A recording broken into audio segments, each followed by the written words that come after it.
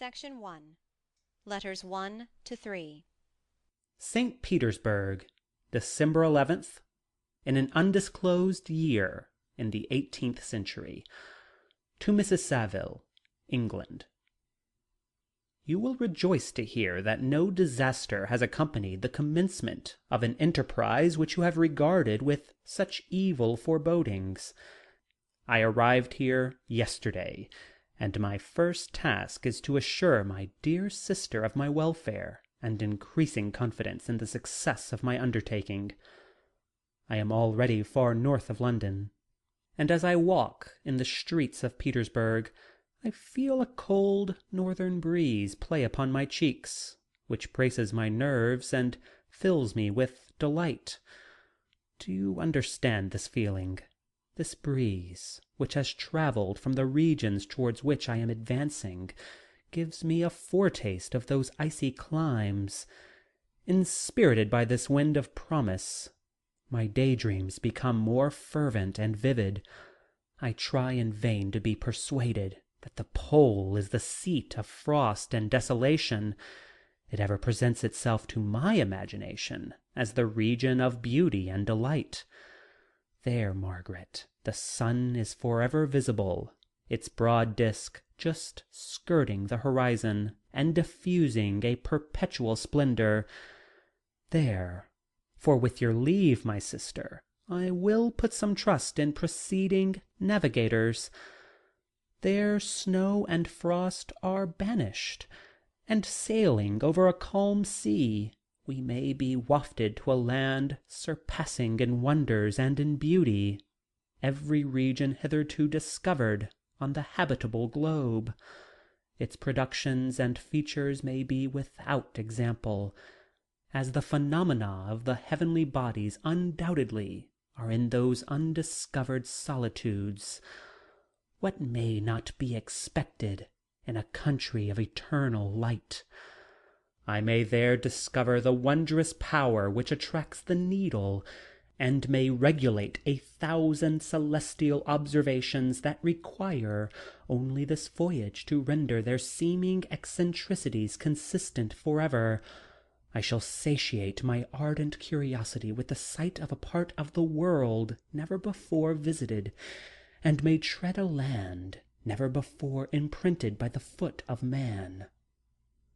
There are my enticements, and they are sufficient to conquer all fear of danger or death, and to induce me to commence this laborious voyage with the joy a child feels when he embarks in a little boat with his holiday mates on an expedition of discovery up his native river. But supposing all these conjectures to be false, you cannot contest the inestimable benefit which I shall confer on all mankind to the last generation by discovering a passage near the pole to all those countries, to reach which at present so many months are requisite, or by ascertaining the secret of the magnet, which, if all possible, can only be effected by an undertaking such as mine. These reflections have dispelled the agitation with which I began my letter, and I feel my heart glow with an enthusiasm which elevates me to heaven, for nothing contributes so much to tranquillize the mind as a steady purpose, a point on which the soul may fix its intellectual eye. This expedition has been the favorite dream of my early years. I have read with ardor the accounts of the various voyages which have been made in the prospect of arriving at the North Pacific Ocean through the seas which surround the pole. You may remember that a history of all the voyages made for purposes of discovery composed the whole of our good Uncle Thomas's library. My education was neglected, and my familiarity with them increased that regret which I had felt as a child on learning that my father's dying injunction had forbidden my uncle to allow me to embark in a seafaring life. These visions faded when I perused for the first time those poets whose effusions entranced my soul and lifted it to heaven. I also became a poet, and for 1 year lived in a paradise of my own creation. I imagined that I also might obtain a niche in the temple where the names of Homer and Shakespeare are consecrated. You are well acquainted with my failure, and how heavily I bore the disappointment. But just at that time I inherited the fortune of my cousin, and my thoughts were turned into a channel of their earlier bent. 6 years have passed since I resolved on my present undertaking. I can, even now, remember the hour from which I dedicated myself to this great enterprise. I commenced by inuring my body to hardship. I accompanied the whale fishers on several expeditions to the North Sea. I voluntarily endured cold, famine, thirst, and want of sleep. I often worked harder than the common sailors during the day, and devoted my nights to the study of mathematics, the theory of medicine, and those branches of physical science from which a naval adventurer might derive the great practical advantage. Twice I actually hired myself as an undermate in a Greenland whaler, and acquitted myself to admiration. I must own I felt a little proud when my captain offered me the second dignity in the vessel, and entreated me to remain with the greatest earnestness. So valuable did he consider my services. And now, dear Margaret, do I not deserve to accomplish some great purpose? My life might have been passed in ease and luxury, but I preferred glory to every enticement that wealth placed in my path. Oh, that some encouraging voice would answer in the affirmative! My courage and my resolution is firm, but my hopes fluctuate, and my spirits are often depressed. I am about to proceed on a long and difficult voyage, the emergencies of which will demand all my fortitude. I am required only to raise the spirits of others, but sometimes to sustain my own when theirs are failing. This is the most favorable period of traveling in Russia. They fly quickly over the snow in their sledges. The motion is pleasant, and in my opinion far more agreeable than that of an English stage-coach. The cold is not excessive, if you are wrapped in furs, a dress which I have already adopted, for there is a great difference between walking the deck and remaining seated motionless for hours, when no exercise prevents the blood from actually freezing in your veins. I have no ambition to lose my life on the post-road between St. Petersburg and Archangel. I shall depart for the latter town in the fortnight, or 3 weeks, and my intention is to hire a ship there, which can easily be done by paying the insurance for the owner, and to engage as many sailors as I think necessary among those who are accustomed to the whale fishing. I do not intend to sail until the month of June. And when shall I return? Ah, dear sister, how can I answer this question? If I succeed, many, many months, perhaps years, will pass before you and I may meet.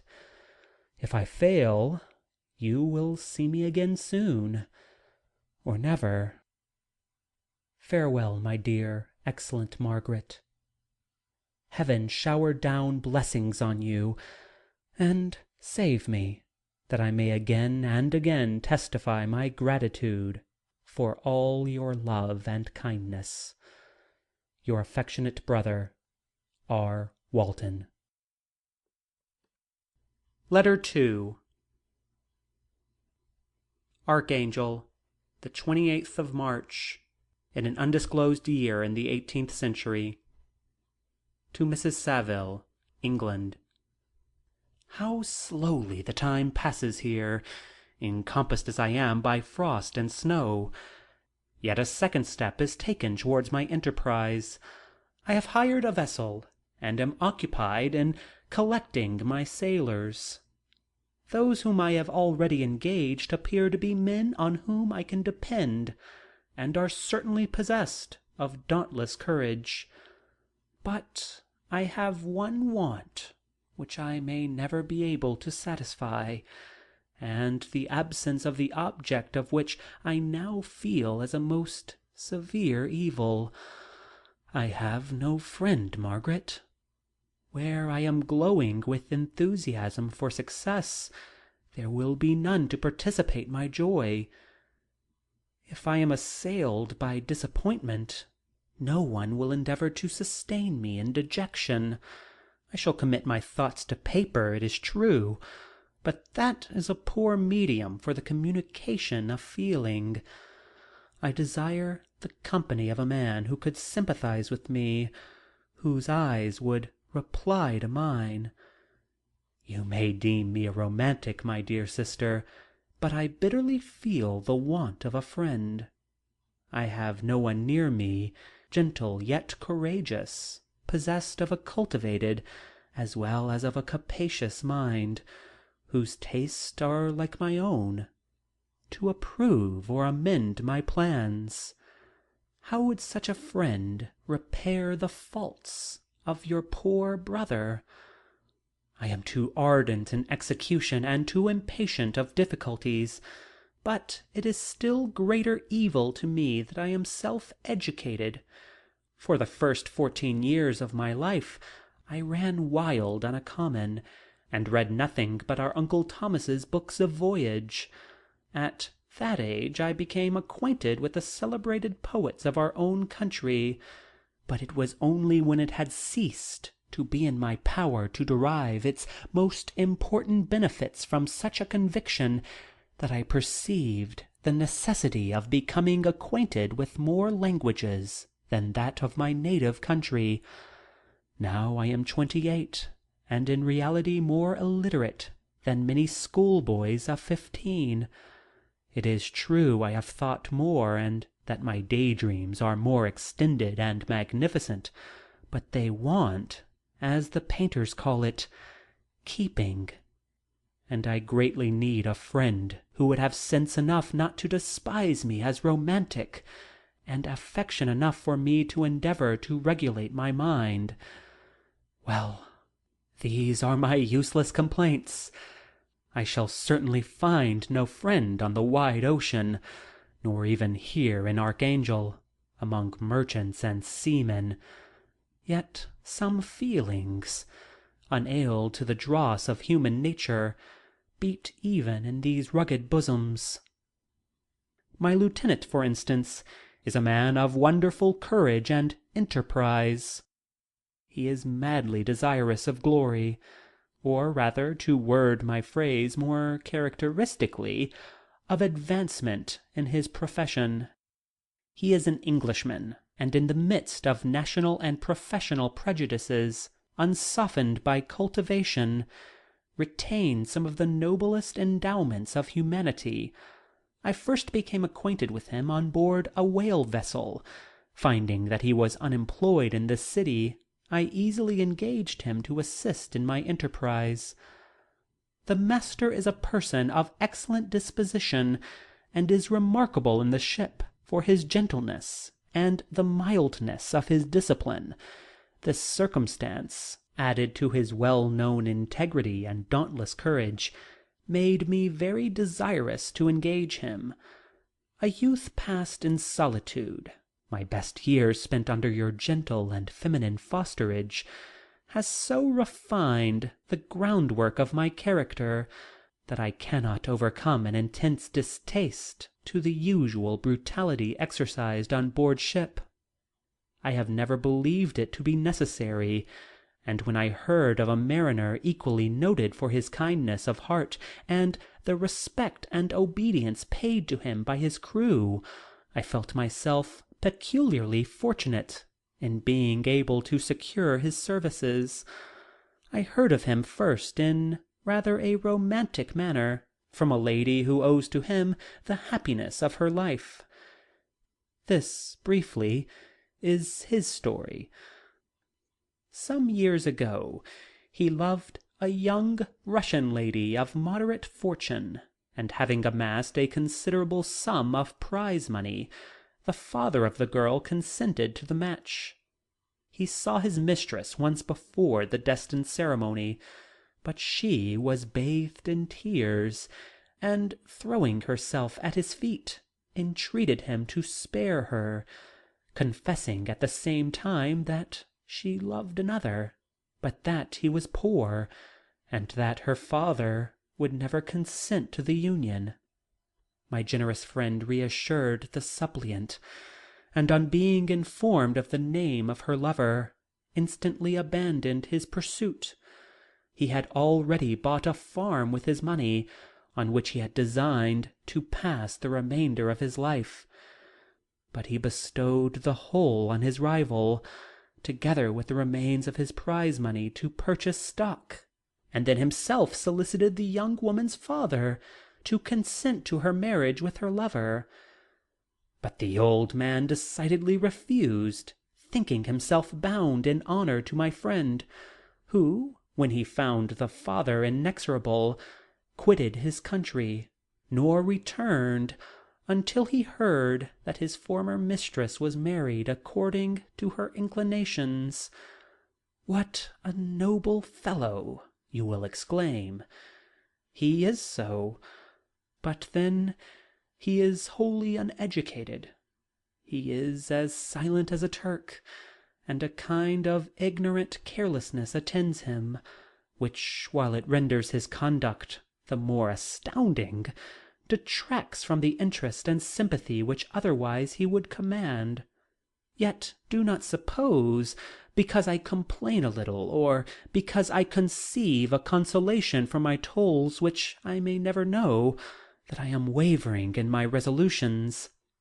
Those are as fixed as fate, and my voyage is only now delayed until the weather shall permit my embarkation. The winter has been dreadfully severe, but the spring promises well, and it is considered as a remarkably early season, so that perhaps I may sail sooner than I expected. I shall do nothing rashly. You know me sufficiently to confide in my prudence and considerations whenever the safety of others is committed to my care. I cannot describe to you my sensations on the near prospect of my undertaking.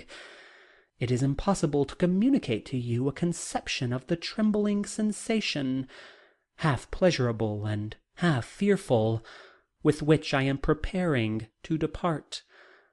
I am going to unexplored regions, to the land of mist and snow, but I shall kill no albatross. Therefore do not be alarmed for my safety, or if I should come back to you as worn and woeful as the ancient mariner. You will smile at my allusion, but I will disclose a secret.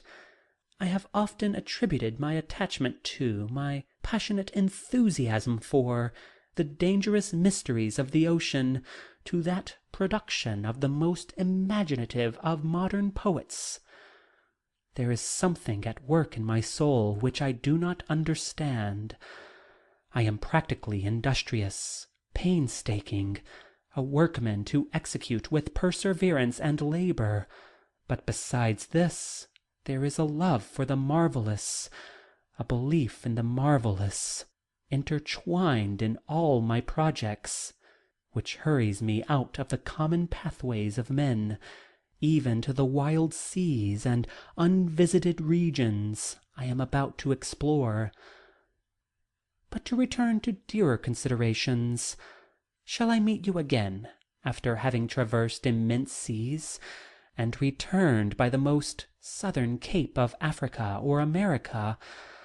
I dare not expect such success, yet I cannot bear to look on the reverse of the picture. Continue for the present to write to me by every opportunity. I may receive your letters on some occasions, when I need them most to support my spirits. I love you very tenderly. Remember me with affection, should you never hear from me again.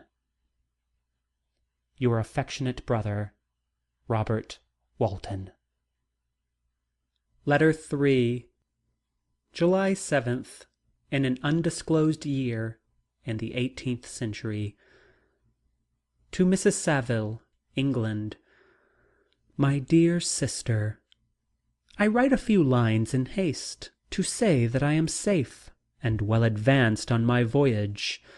This letter will reach England by a merchantman now on its homeward voyage from Archangel, more fortunate than I, who may not see my native land, perhaps for many years.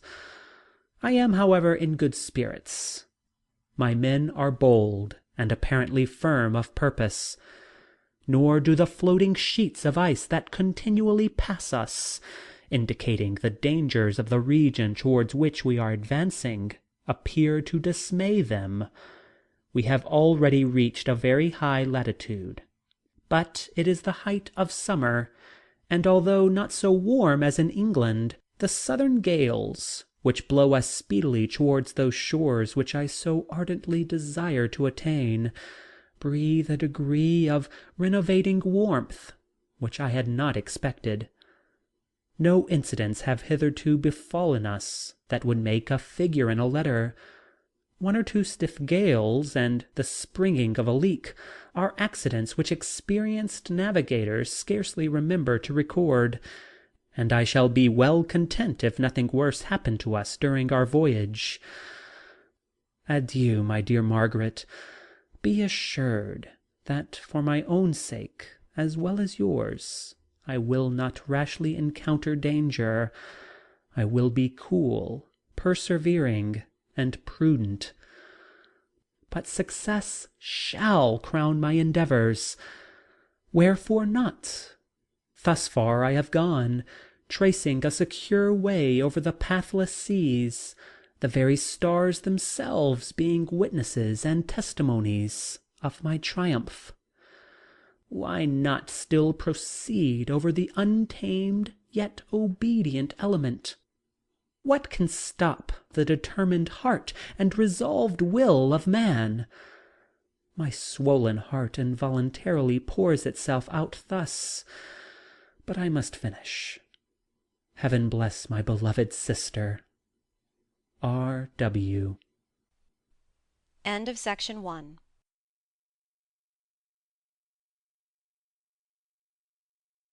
Section 2. Letter 4. August 5th, in an undisclosed year in the 18th century. To Mrs. Saville, England. So strange an accident has happened to us that I cannot forbear recording it, although it is very probable that you will see me before these papers can come into your possession. Last Monday, July 31st, we were nearly surrounded by ice, which closed in the ship on all sides, scarcely leaving her the sea-room in which she floated. Our situation was somewhat dangerous, especially as we were compassed round by a very thick fog. We accordingly lay to, hoping that some change would take place in the atmosphere and weather. About 2 o'clock the mist cleared away, and we beheld, stretched out in every direction, vast and irregular plains of ice, which seemed to have no end. Some of my comrades groaned, and my own mind began to grow watchful with anxious thoughts, when a strange sight suddenly attracted our attention and diverted our solicitude from our own situation. We perceived a low carriage, fixed on a sledge and drawn by dogs, pass on towards the north at a distance of 1/2 mile. A being which had the shape of a man, but apparently of gigantic stature, sat in the sledge and guided the dogs. We watched the rapid progress of the traveller with our telescopes until he was lost among the distant inequalities of the ice. This appearance excited our unqualified wonder. We were, as we believed, many hundred miles from any land. But this apparition seemed to denote that it was not in reality so distant as we supposed. Shut in, however, by ice, it was impossible to follow his track, which we had observed with the greatest attention. About 2 hours after this occurrence we heard the ground sea, and before the night the ice broke and freed our ship. We, however, lay to until the morning, fearing to encounter in the dark those large loose masses which float about after the breaking up of the ice. I profited of this time to rest for a few hours. In the morning, however, as soon as it was light, I went upon deck and found all the sailors busy on one side of the vessel, apparently talking to someone in the sea. It was in fact a sledge, like that we had seen before, which had drifted towards us in the night on a large fragment of ice. Only one dog remained alive, but there was a human being within it whom the sailors were persuading to enter the vessel. He was not, as the other travellers seemed to be, a savage inhabitant of some undiscovered island, but a European. When I appeared on deck, the master said, "Here is our captain, and he will not allow you to perish on the open sea." On perceiving me, the stranger addressed me in English, although with a foreign accent. "Before I come on board your vessel," said he, "will you have the kindness to inform me whither you are bound?" You may conceive my astonishment on hearing such a question addressed to me from a man on the brink of destruction, and to whom I should have supposed that my vessel would have been a resource which he would not have exchanged for the most precious wealth the earth can afford. I replied, however, that we were on a voyage of discovery towards the northern pole. Upon hearing this, he appeared satisfied, and consented to come on board. Good God, Margaret, if you had seen the man who thus capitulated for his safety, your surprise would have been boundless. His limbs were nearly frozen, and his body dreadfully emaciated by fatigue and suffering. I never saw a man in so wretched a condition. We attempted to carry him into the cabin, but as soon as he had quitted the fresh air, he fainted. We accordingly brought him back to the deck, and restored him to animation by rubbing him with brandy, and forcing him to swallow a small quantity. As soon as he showed signs of life, we wrapped him in blankets, and placed him near the chimney of the kitchen stove. By slow degrees he recovered, and ate a little soup, which restored him wonderfully. 2 days passed in this manner before he was able to speak, and I often feared that his sufferings had deprived him of understanding. When he had in some measure recovered, I removed him to my own cabin, and attended on him as much as my duty would permit. I never saw a more interesting creature. His eyes have generally an expression of wildness, and even madness. But there are moments when, if anyone performs an act of kindness towards him, or does him any the most trifling service, his whole countenance is lighted up, as it were, with a beam of benevolence and sweetness that I never saw equalled. But he is generally melancholy and despairing, and sometimes he gnashes his teeth, as if impatient of the weight of woes that oppresses him. When my guest was a little recovered, I had great trouble to keep him off the men, who wished to ask him 1,000 questions. But I would not allow him to be tormented by their idle curiosity. In a state of body and mind whose restoration evidently depended upon entire repose.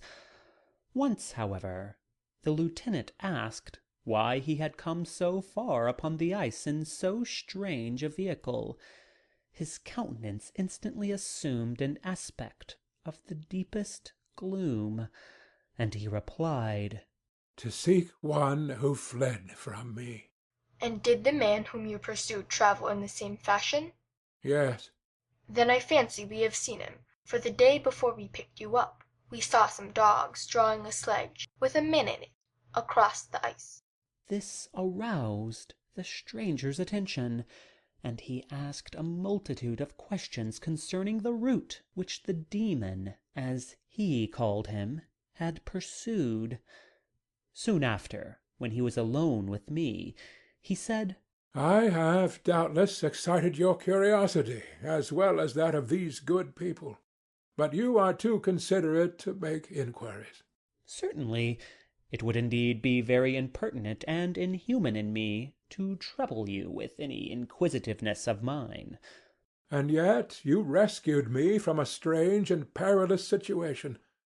You have benevolently restored me to life. Soon after this, he inquired if I thought that the breaking up of the ice had destroyed the other sledge. I replied that I could not answer with any degree of certainty, for the ice had not broken until near midnight, and the traveller might have arrived at a place of safety before that time, but of this I could not judge. From this time a new spirit of life animated the decaying frame of the stranger. He manifested the greatest eagerness to be upon deck, to watch for the sledge which had before appeared. But I have persuaded him to remain in the cabin, for he is far too weak to sustain the rawness of the atmosphere. I have promised that someone should watch for him and give him instant notice if any new object should appear in sight. Such is my journal of what relates to this strange occurrence up to the present day. The stranger has gradually improved in health, but is very silent, and appears uneasy when anyone except myself enters his cabin. Yet his manners are so conciliating and gentle that the sailors are all interested in him, although they have had very little communications with him. For my own part, I begin to love him as a brother, and his constant and deep grief fills me with sympathy and compassion. He must have been a noble creature in his better days, being even now in wreck so attractive and amiable. I said in one of my letters, my dear Margaret, that I should find no friend on the wide ocean. Yet I have found a man who, before his spirit had been broken by misery, I should have been happy to have possessed as the brother of my heart. I shall continue my journal concerning the stranger at intervals, should I have any fresh incidents to report. August 13th. In an undisclosed year in the 18th century. My affection for my guest increases every day. He excites at once my admiration and my pity to an astonishing degree. How can I see so noble a creature destroyed by misery without feeling the most poignant grief? He is so gentle, yet so wise. His mind is so cultivated, and when he speaks, although his words are cold with the choicest art, yet they flow with rapidity and unparalleled eloquence. He is now much recovered from his illness, and is continually on deck, apparently watching for the sledge that preceded his own. Yet, although unhappy, he is not so utterly occupied by his own misery, but that he interests himself deeply in the projects of others.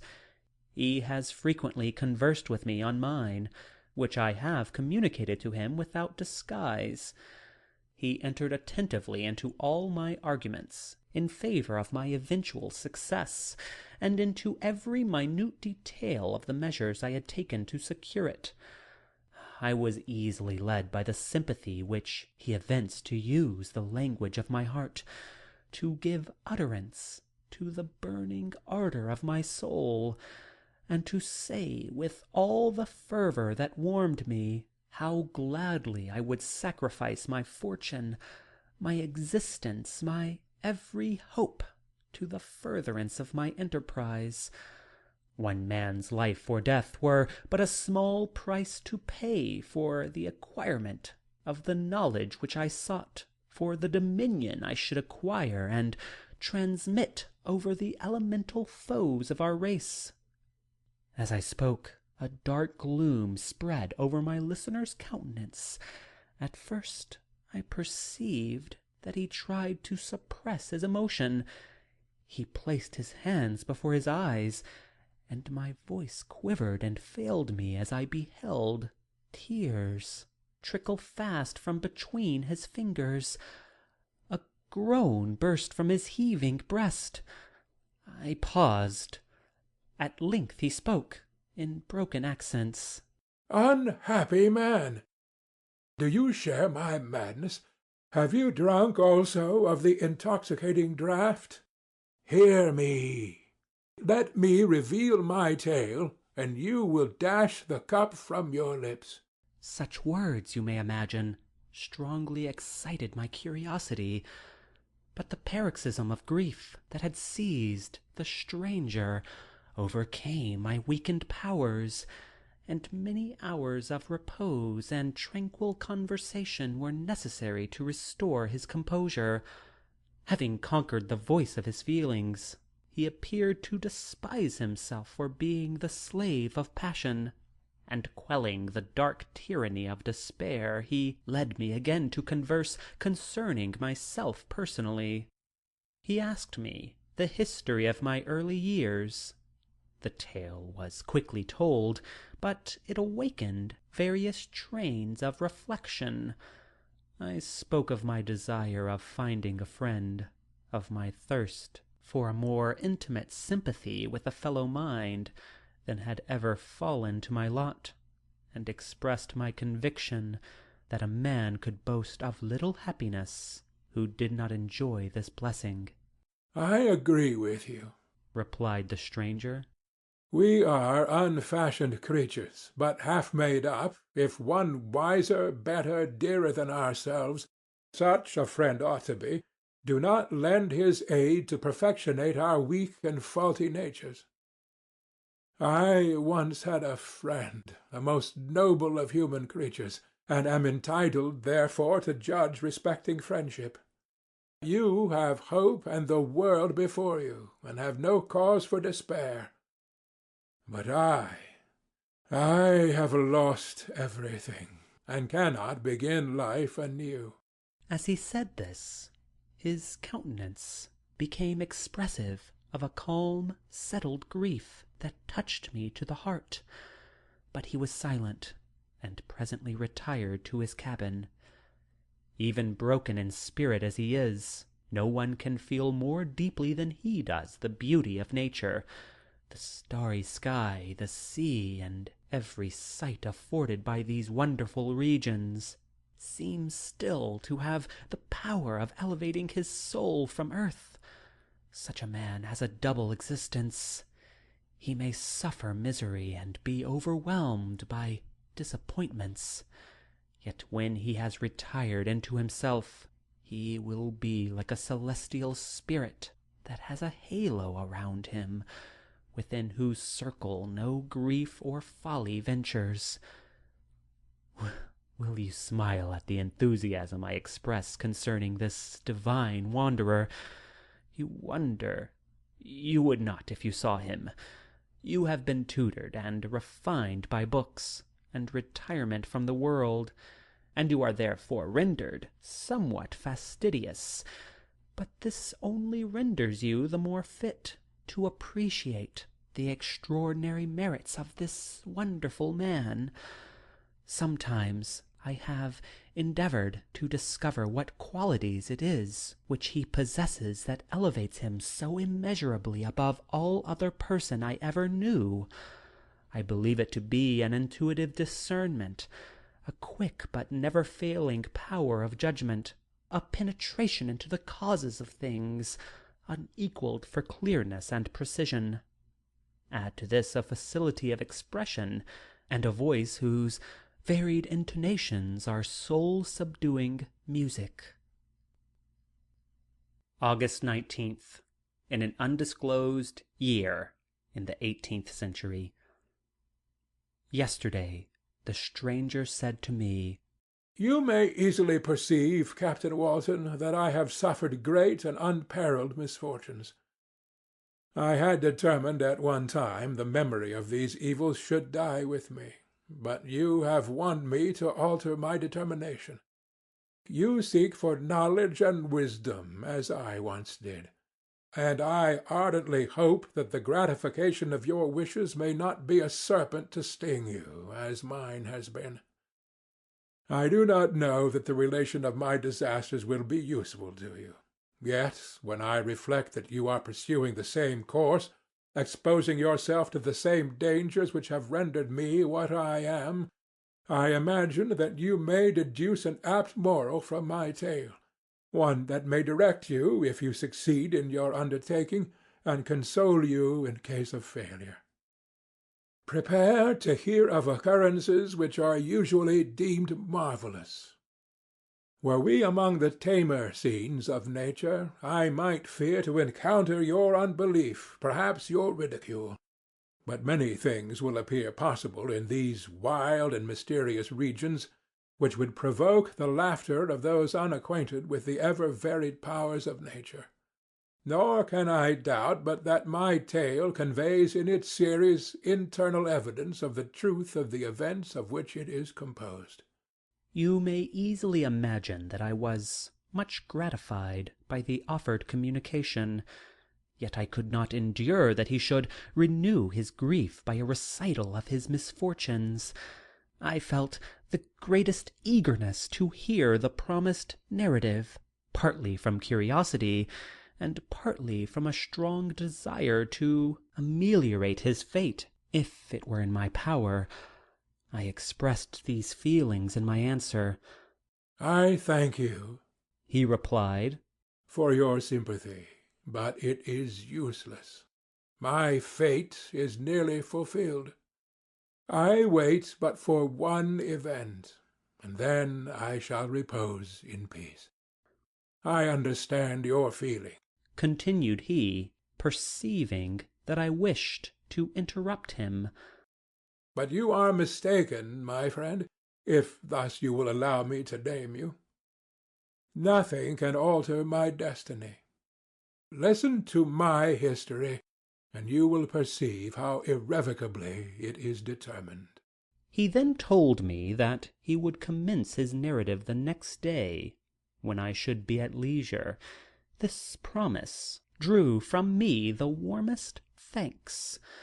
I have resolved every night, when I am not imperatively occupied by my duties, to record, as nearly as possible in his own words, what he has related during the day.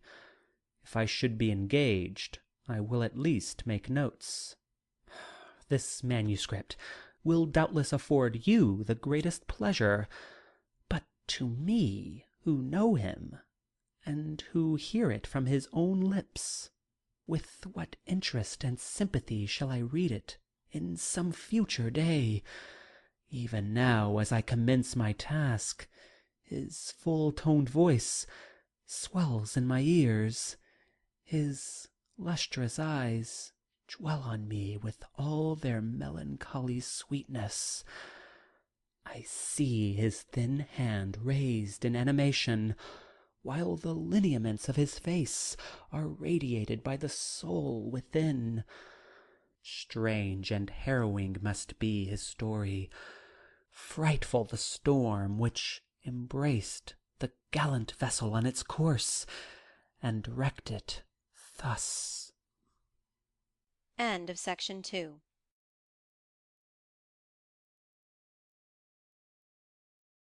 Section 3.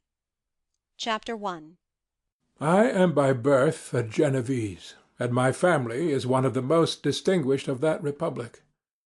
My ancestors had been for many years councillors and syndics, and my father had filled several public situations with honor and reputation. He was respected by all who knew him for his integrity and indefatigable attention to public business. He passed his younger days perpetually occupied by the affairs of his country. A variety of circumstances had prevented his marrying early, nor was it until the decline of life that he became a husband and the father of a family. As the circumstances of his marriage illustrate his character, I cannot refrain from relating them. One of his most intimate friends was a merchant, who, from a flourishing state, fell, with numerous mischances, into poverty. This man, whose name was Beaufort, was of a proud and unbending disposition, and could not bear to live in poverty and oblivion in the same country where he had formerly been distinguished for his rank and magnificence. Having paid his debts, therefore, in the most honourable manner, he retreated with his daughter to the town of Lucerne, where he lived unknown and in wretchedness. My father loved Beaufort with the truest friendship, and was deeply grieved by his retreat into these unfortunate circumstances. He bitterly deplored the false pride which led his friend to a conduct so little worthy of the affection that united them. He lost no time in endeavouring to seek him out, with the hope of persuading him to begin the world again through his credit and assistance. Beaufort had taken effectual measures to conceal himself, and it was 10 months before my father discovered his abode. Overjoyed at this discovery, he hastened to the house, which was situated in a mean street near the Reuss. But when he entered, misery and despair alone welcomed him. Beaufort had saved but a very small sum of money from the wreck of his fortunes, but it was sufficient to provide him with sustenance for some months, and in the meantime he hoped to procure some respectable employment in a merchant's house. The interval was, consequently, spent in inaction. His grief only became more deep and rankling when he had leisure for reflection, and at length it took so fast hold of his mind that at the end of 3 months he lay on a bed of sickness, incapable of any exertion. His daughter attended him with the greatest tenderness, but she saw with despair that their little fund was rapidly decreasing, and that there was no other prospect of support. But Caroline Beaufort possessed a mind of uncommon mould, and her courage rose to support her in her adversity.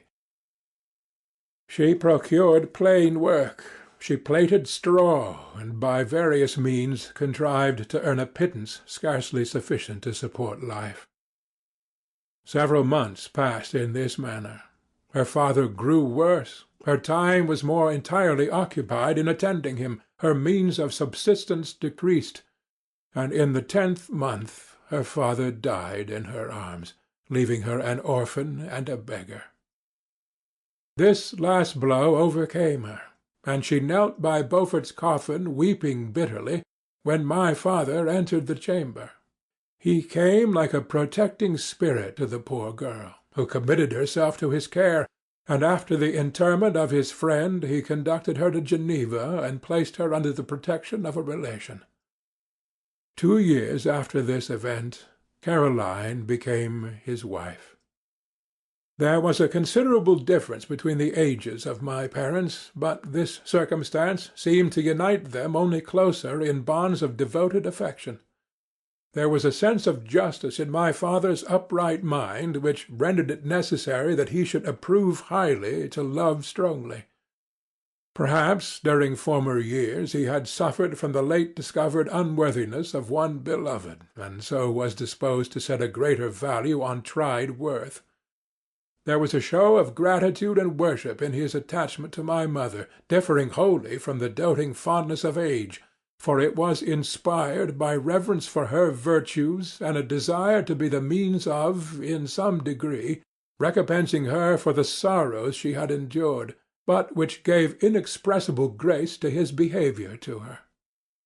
Everything was made to yield to her wishes and her convenience.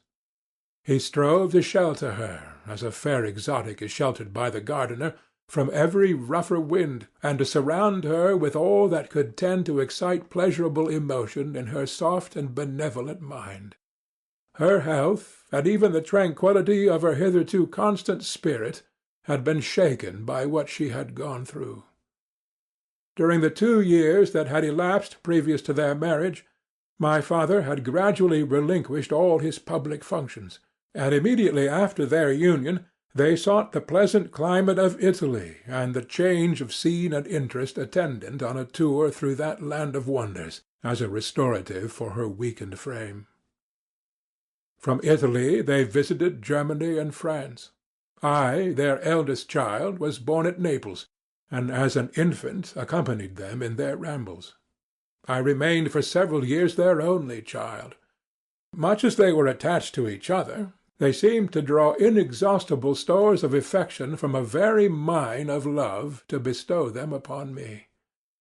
My mother's tender caresses and my father's smile of benevolent pleasure while regarding me are my first recollections. I was their plaything and their idol, and something better, their child, the innocent and helpless creature bestowed on them by heaven, whom to bring up to good and whose future lot it was their hands to direct to happiness or misery, according as they fulfilled their duties towards me. With this deep consciousness of what they owed towards the being to which they had given life, added to the active spirit of tenderness that animated both, it may be imagined that while during every hour of my infant life I received a lesson of patience, of charity, and of self-control, I was so guided by a silken cord that all seemed but one train of enjoyment to me. For a long time I was their only care. My mother had much desired to have a daughter, but I continued their single offspring. When I was about 5 years old, while making an excursion beyond the frontiers of Italy, they passed a week on the shores of the Lake of Como.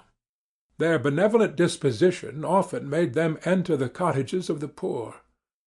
This, to my mother, was more than a duty. It was a necessity, a passion, remembering what she had suffered and how she had been relieved, for her to act in her turn the guardian angel to the afflicted. During one of their walks a poor cot in the foldings of a veil attracted their notice as being singularly disconsolate, while the number of half-clothed children gathered about it spoke of penury in its worst shape. One day, when my father had gone by himself to Milan, my mother, accompanied by me, visited this abode. She found a peasant and his wife, hard-working, bent down by care and labor, distributing a scanty meal to 5 hungry babes. Among these there was one which attracted my mother far above all the rest. She appeared of different stock. The 4 others were dark-eyed, hardy little vagrants. This child was thin and very fair. Her hair was the brightest living gold, and despite the poverty of her clothing, seemed to set a crown of distinction on her head. Her brow was clear and ample, her blue eyes cloudless, and her lips and the moulding of her face so expressive of sensibility and sweetness that none could behold her without looking on her as of a distinct species, a being heaven-sent and bearing a celestial stamp in all her features. The peasant woman, perceiving that my mother fixed eyes of wonder and admiration on this lovely girl, eagerly communicated her history. She was not her child, but the daughter of a Milanese nobleman. Her mother was a German, and had died on giving her birth. The infant had been placed with these good people to nurse. They were better off then. They had not been long married, and their eldest child was but just born. The father of their charge was one of those Italians nursed in the memory of the antique glory of Italy, one among the schiavi frementi, who exerted himself to obtain the liberty of his country. He became the victim of its weakness. Whether he had died or still lingered in the dungeons of Austria was not known. His property was confiscated. His child became an orphan and a beggar. She continued with her foster parents, and bloomed in their rude abode, fairer than a garden rose among dark-leaved brambles. When my father returned from Milan, he found playing with me in the hall of our villa a child fairer than pictured cherub, a creature who seemed to share radiance from her looks, and whose form and motions were lighter than the chamois of the hills. The apparition was soon explained. With his permission, my mother prevailed on her rustic guardians to yield their charge to her. They were fond of the sweet orphan. Her presence had seemed a blessing to them, but it would be unfair to her to keep her in poverty and want when Providence afforded her such powerful protection. They consulted their village priest, and the result was that Elizabeth Lavenza became the inmate of my parents' house, my more-than-sister, the beautiful and adored companion of all my occupations and my pleasures. Every one loved Elizabeth. The passionate and almost reverential attachment with which all regarded her became, while I shared it, my pride and my delight. On the evening previous to her being brought to my home, my mother had said playfully, "I have a pretty present for my Victor. Tomorrow he shall have it." And when, on the morrow, she presented Elizabeth to me as her promised gift, I, with childish seriousness, interpreted her words literally, and looked upon Elizabeth as mine to protect, love, and cherish. All praises bestowed on her I received as made to a possession of my own. We called each other familiarly by the name of cousin. No word, no expression could body forth the kind of relation in which she stood to me, my more-than-sister, since till death she was to be mine only. End of Section 3.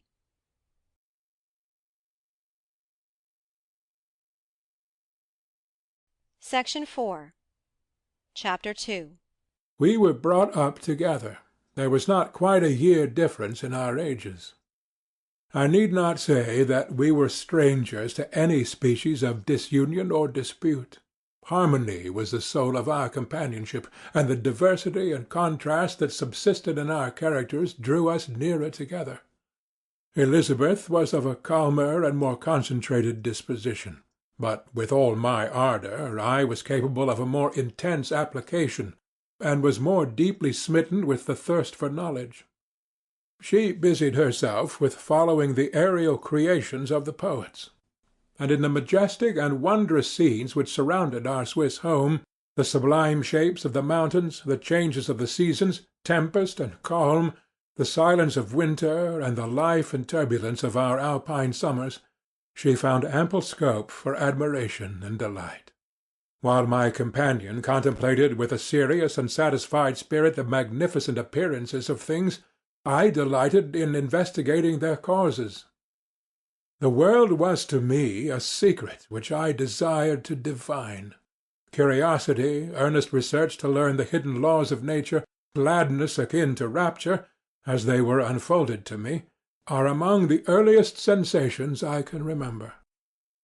On the birth of a second son, my junior by 7 years, my parents gave up entirely their wandering life and fixed themselves in their native country. We possessed a house in Geneva and a campagna in Bellerive, the eastern shore of the lake, at the distance of rather more than a league from the city. We resided principally in the latter, and the lives of my parents were passed in considerable seclusion. It was my temper to avoid a crowd and to attach myself fervently to a few. I was indifferent, therefore, to my schoolfellows in general, but I united myself in the bonds of the closest friendship to one among them. Henry Clerval was the son of a merchant of Geneva. He was a boy of singular talent and fancy. He loved enterprise, hardship, and even danger for its own sake. He was deeply read in books of chivalry and romance. He composed heroic songs, and began to write many a tale of enchantment and knightly adventure. He tried to make us act plays and to enter into masquerades, in which the characters were drawn from the heroes of Roncesvalles, of the Round Table of King Arthur, and the chivalrous train who shed their blood to redeem the Holy Sepulchre from the hands of the infidels. No human being could have passed a happier childhood than myself. My parents were possessed by the very spirit of kindness and indulgence. We felt that they were not the tyrants to rule our lot according to their caprice, but the agents and creators of all the many delights which we enjoyed. When I mingled with other families, I distinctly discerned how peculiarly fortunate my lot was, and gratitude assisted the development of filial love. My temper was sometimes violent, and my passion vehement, but by some law in my temperature they turned out not towards childish pursuits, but to an eager desire to learn, and to not learn all things indiscriminately. I confess that neither the structure of languages, nor the code of governments, nor the policies of various states possessed attractions for me. It was the secrets of heaven and earth that I desired to learn, and whether it was the outward substance of things or the inner spirit of nature and the mysterious soul of man that occupied me, still my inquiries were directed to the metaphysical, or in its highest sense, the physical secrets of the world. Meanwhile Clerval occupied himself, so to speak, with the moral relations of things.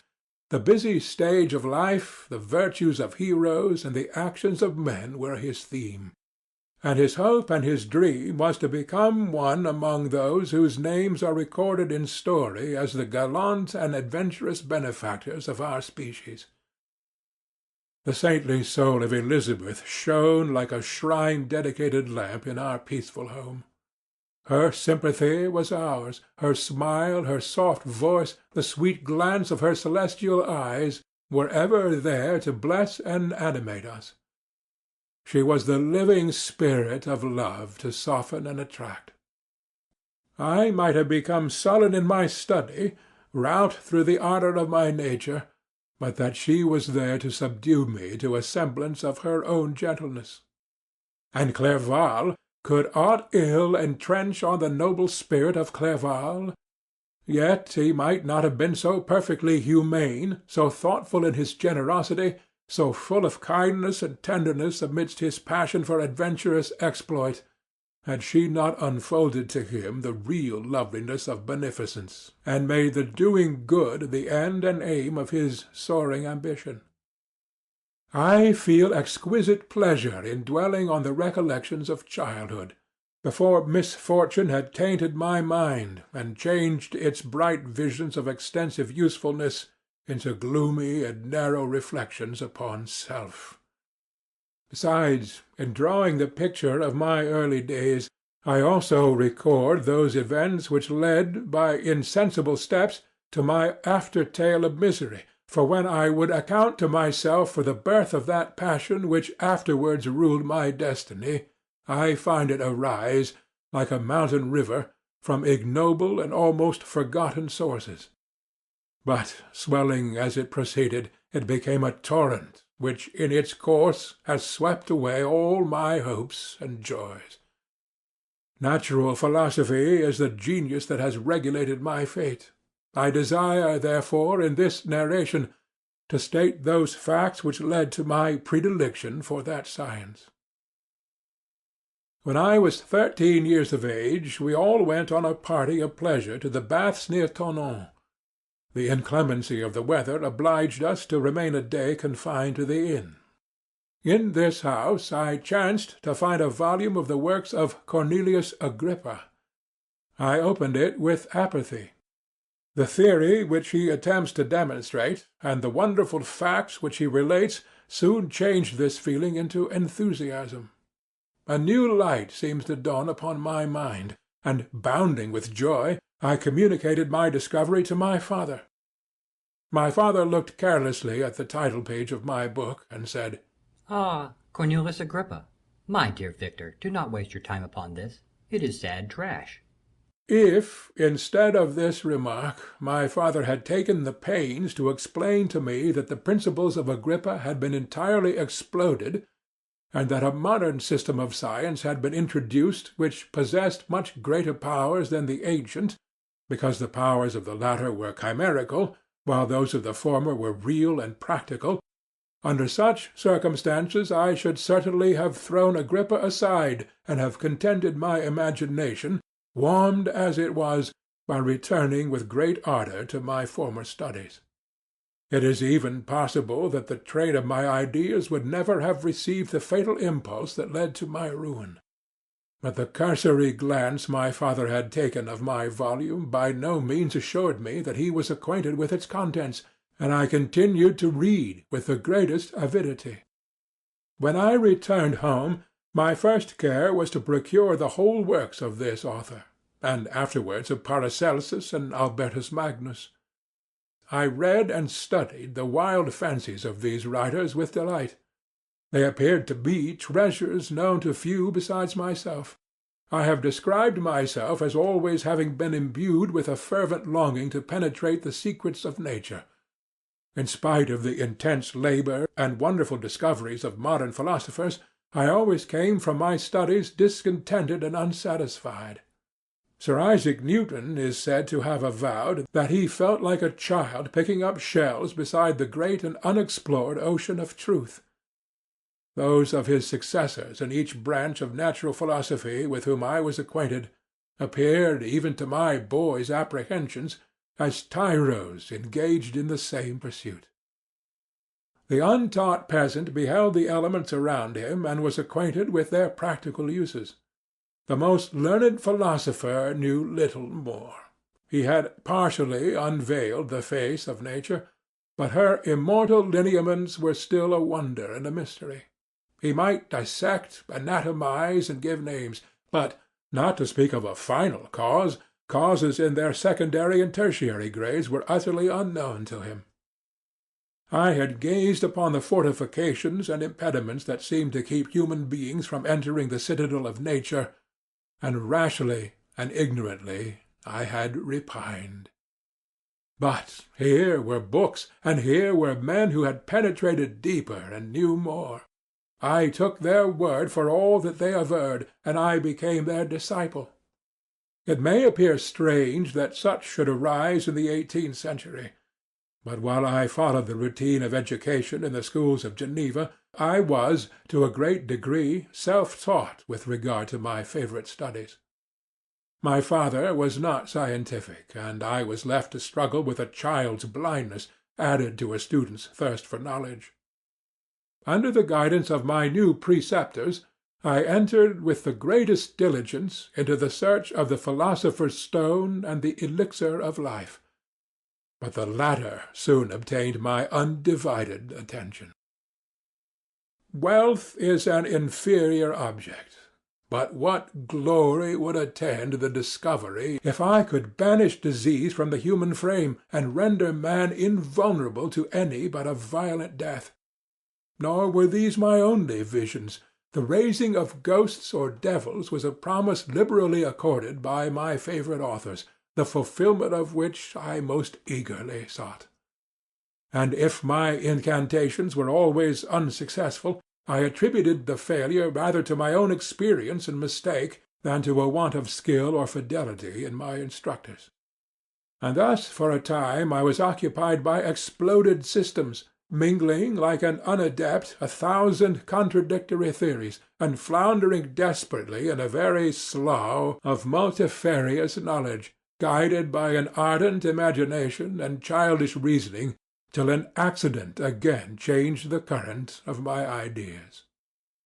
When I was about 15 years old, we had retired to our house near Bellerive, when we witnessed a most violent and terrible thunderstorm. It advanced from behind the mountains of Jura, and the thunder burst at once with frightful loudness from various quarters of the heavens. I remained, while the storm lasted, watching its progress with curiosity and delight.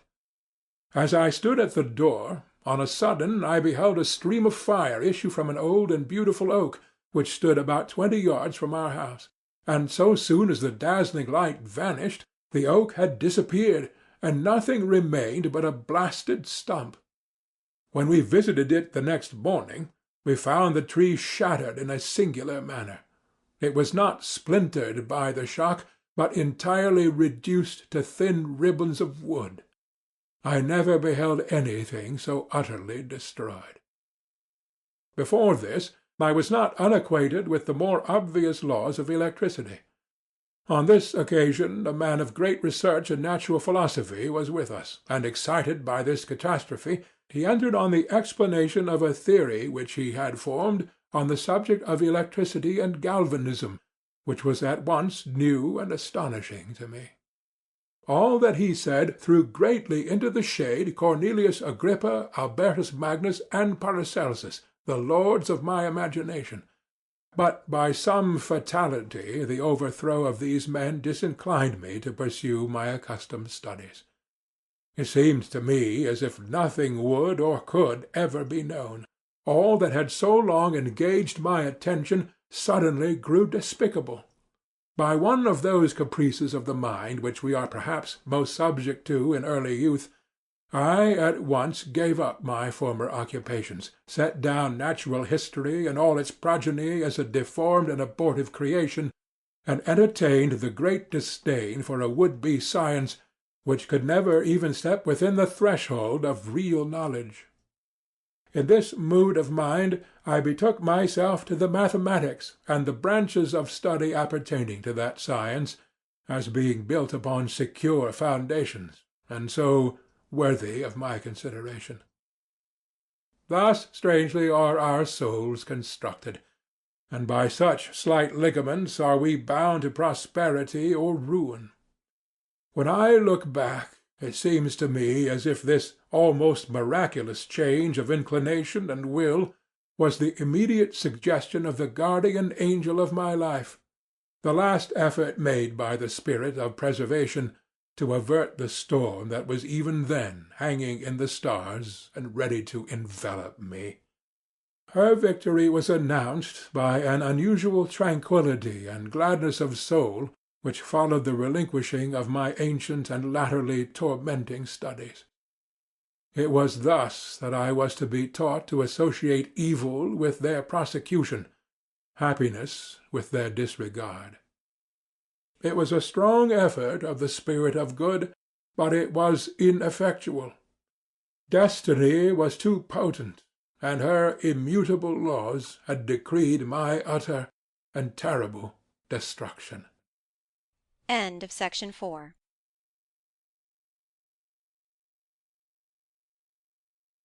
Section 5. Chapter 3.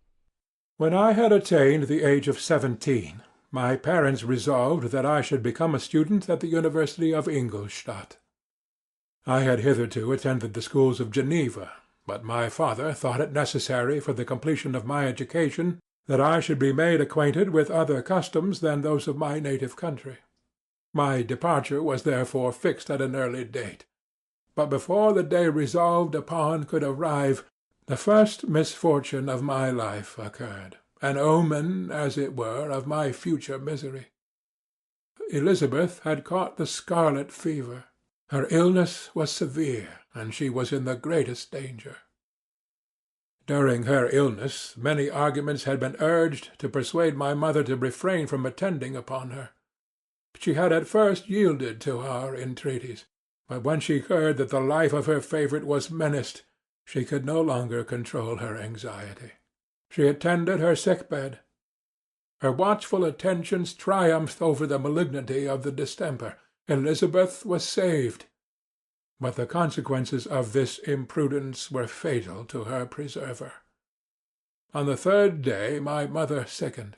Her fever was accompanied by the most alarming symptoms, and the looks of her medical attendants prognosticated the worst event. On her deathbed the fortitude and benignity of this best of women did not desert her. She joined the hands of Elizabeth and myself. My children, She said, my firmest hopes of future happiness were placed on the prospect of your union. This expectation will now be the consolation of your father. Elizabeth, my love, you must supply my place to my younger children. Alas, I regret that I am taken from you, and, happy and beloved as I have been, is it not hard to quit you all? But these are not thoughts befitting me. I will endeavour to resign myself cheerfully to death, and will indulge a hope of meeting you in another world.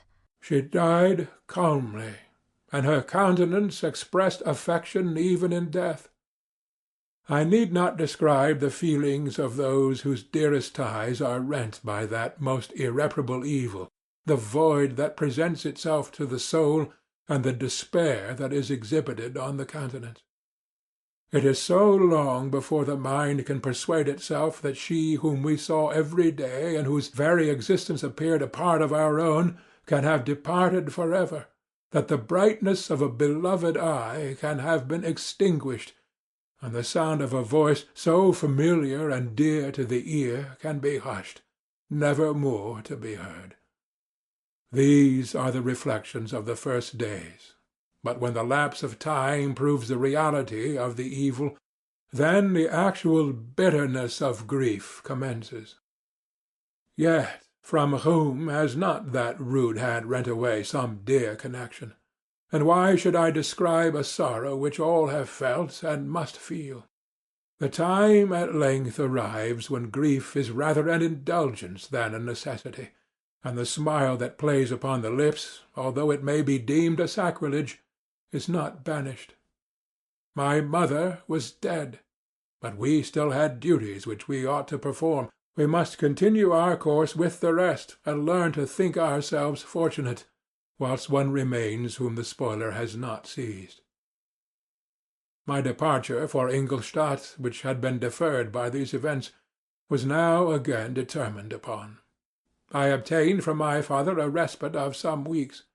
It appeared to me sacrilege so soon to leave the repose, again to death, of the house of mourning, and to rush into the thick of life. I was new to sorrow, but it did not the less alarm me. I was unwilling to quit the sight of those that remained to me, and above all I desired to see my sweet Elizabeth in some degree consoled. She indeed veiled her grief, and strove to act the comforter to us all. She looked steadily on life, and assumed its duties with courage and zeal. She devoted herself to those whom she had been taught to call her uncle and her cousins. Never was she so enchanting as at this time, when she recalled the sunshine of her smiles, and spent them upon us. She forgot even her own regret in her endeavours to make us forget. The day of my departure at length arrived. Clerval spent the last evening with us. He had endeavored to persuade his father to permit him to accompany me and to become my fellow-student, but in vain.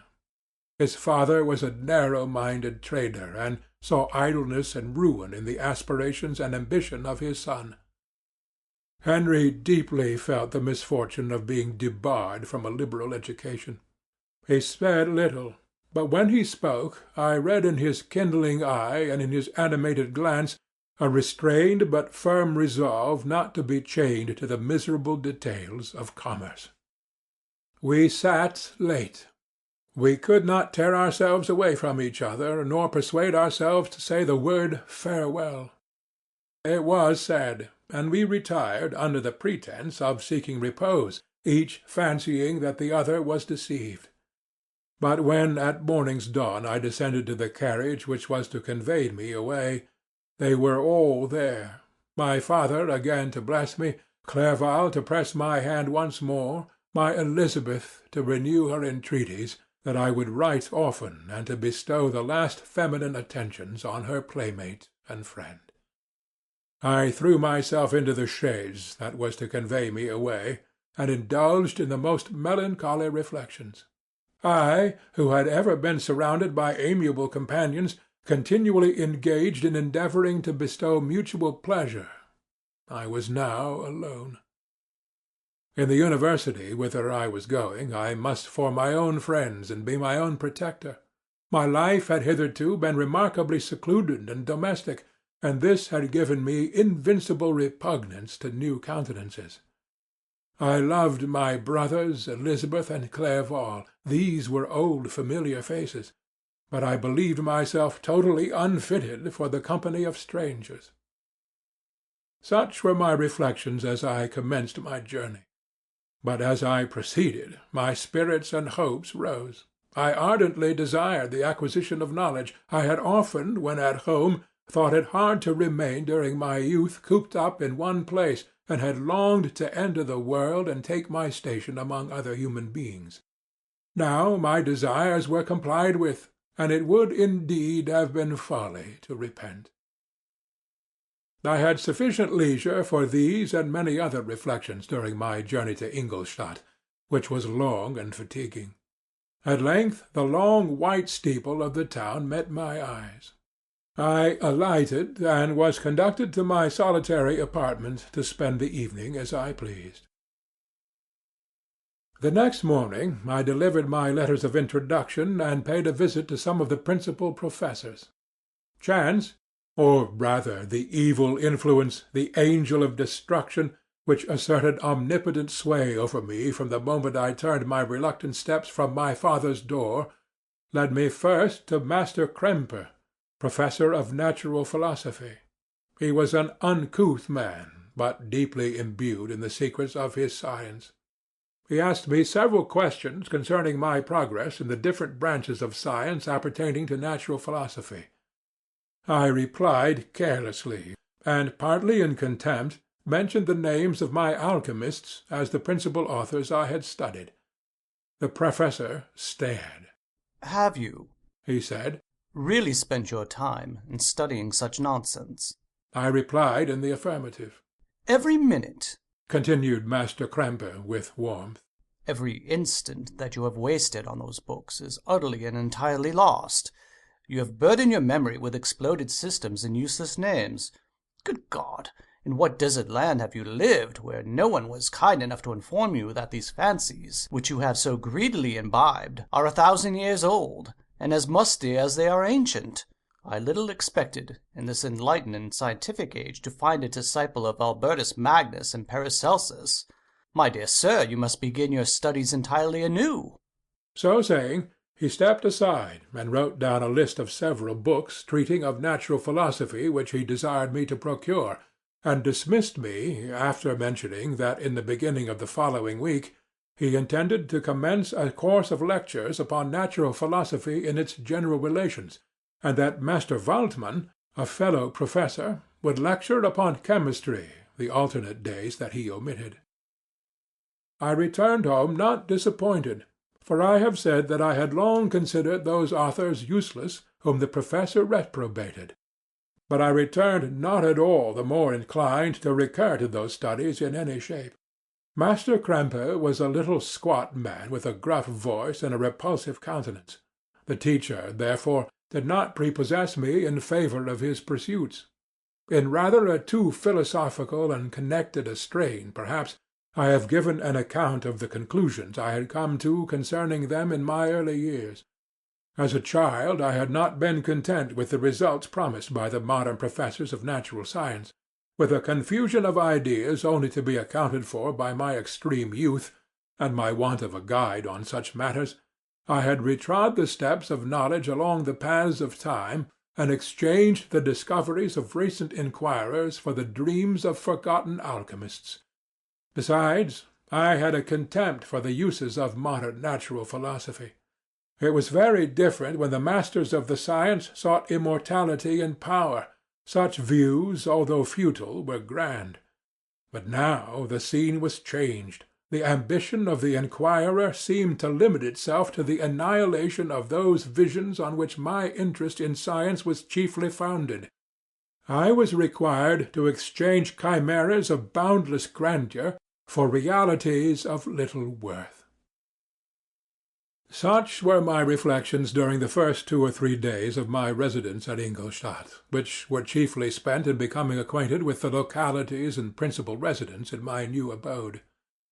But as the ensuing week commenced, I thought of the information which Master Kremper had given me concerning the lectures, and although I could not consent to go and hear that little conceited fellow deliver sentences out of a pulpit, I recollected what he had said of Master Waldmann, whom I had never seen, as he had hitherto been out of town. Partly from curiosity and partly from idleness, I went into the lecturing-room, which Master Waldmann entered shortly after. The professor was very unlike his colleague. He appeared about 50 years of age, but with an aspect expressive of the greatest benevolence. A few grey hairs covered his temples, but those at the back of his head were nearly black. His person was short, but remarkably erect, and his voice the sweetest I have ever heard. He began his lecture by a recapitulation of the history of chemistry and the various improvements made by different men of learning, pronouncing with fervour the names of the most distinguished discoverers. He then took a cursory view of the present state of the science and explained many of its elementary terms. After having made a few preparatory experiments, he concluded with a panegyric upon modern chemistry, the terms of which I shall never forget. "The ancient teachers of this science," said he, "promised impossibilities, and performed nothing. The modern masters promise very little. They know that metals cannot be transmuted, and that the elixir of life is a chimera. But these philosophers, whose hands seem only made to dabble in dirt, and their eyes to pore over the microscope or crucible, have indeed performed miracles. They penetrate into the recesses of nature, and show how she works in her hiding places. They ascend into the heavens. They have discovered how the blood circulates, and the nature of the air we breathe. They have acquired new and almost unlimited powers. They can command the thunders of heaven, mimic the earthquake, and even mock the invisible world with its own shadows." Such were the professor's words. Rather, let me say, such were the words of the fate announced to destroy me. As he went on, I felt as if my soul were grappling with a palpable enemy. One by one the various keys were touched which formed the mechanism of my being. Chord after chord was sounded, and soon my mind was filled with one thought, one conception, one purpose. "So much had to be done," exclaimed the soul of Frankenstein. "More, far more will I achieve. Treading in the steps already marked, I will pioneer a new way, explore unknown powers, and unfold to the world the deepest mysteries of creation." I closed not my eyes that night. My internal being was in a state of insurrection and turmoil. I felt that order would thence arise, but I had no power to produce it. By degrees, after the morning's dawn, sleep came.